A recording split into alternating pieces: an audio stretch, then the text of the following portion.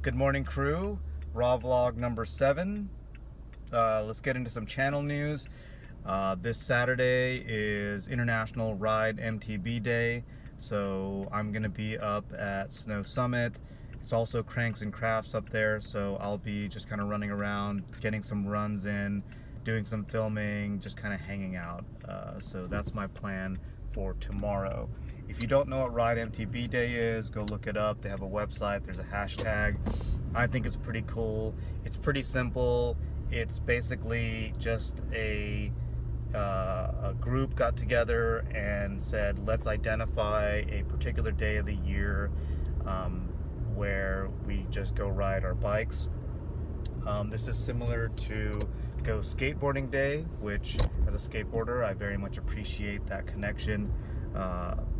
What Go Skateboarding Day has done is allow organizations and shops, or just like a group of people, to get together and go ride skateboards, but it can turn into some pretty big events, and Ride MTB Day is kind of turning into that as well.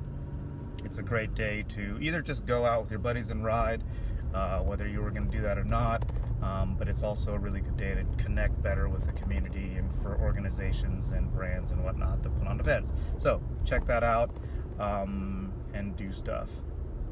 Okay, so the thing I wanted to talk about today is how I go about retaining stoke on the trail.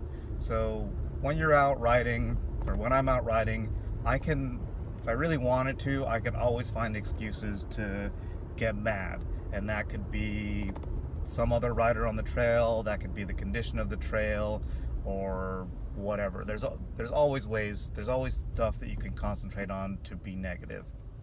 So what I do when I'm riding is three basic things. One is I come at my day with gratitude. So just being grateful for whatever trail I have available to me that day, with whatever bike and with whatever people. Like, I'm just stoked to be on the trail.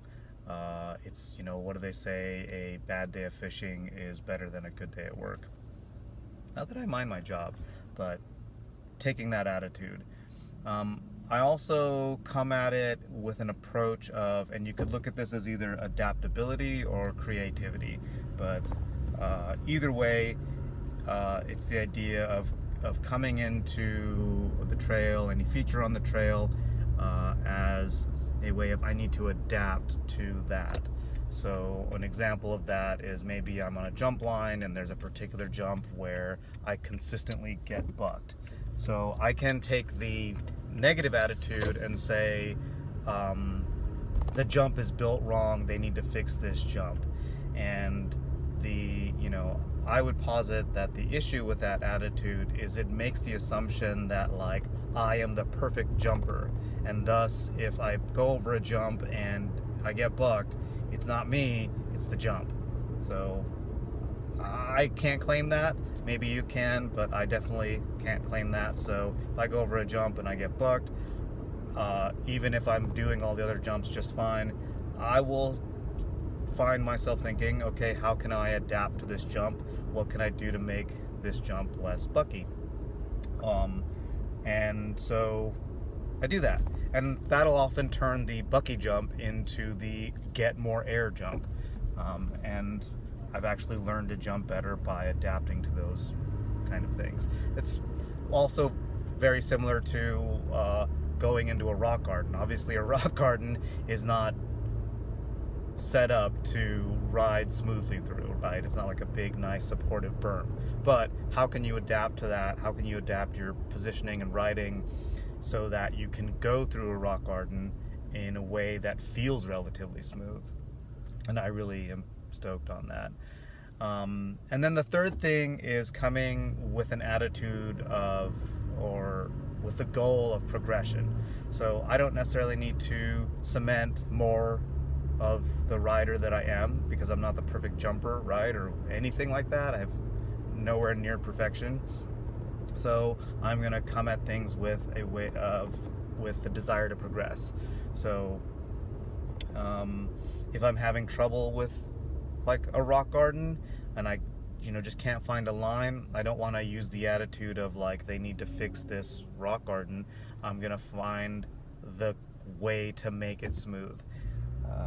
So yeah, those are kind of the way I come at that. I always look at it as like I kind of own the ride. So if I'm not having a good time on the ride, I'm gonna own that. So I guess maybe that's the fourth piece. It's just general ownership of my day. I think a lot of this maybe comes from my skateboarding history, where, before there were like public concrete parks all over the place. Maybe you had paid parks, but largely you were riding whatever you could ride. And if that was a curb, cool, and you made the best of it. It might be a ditch that had a somewhat rideable transition, and you found creative ways to ride that. You adjusted your riding style to make it so that it was enjoyable. Skating pools, like no pools are meant to be skated, so you have to learn to ride super tight transition and retain speed and momentum through all that. So I really appreciated that, how that affected me with skateboarding.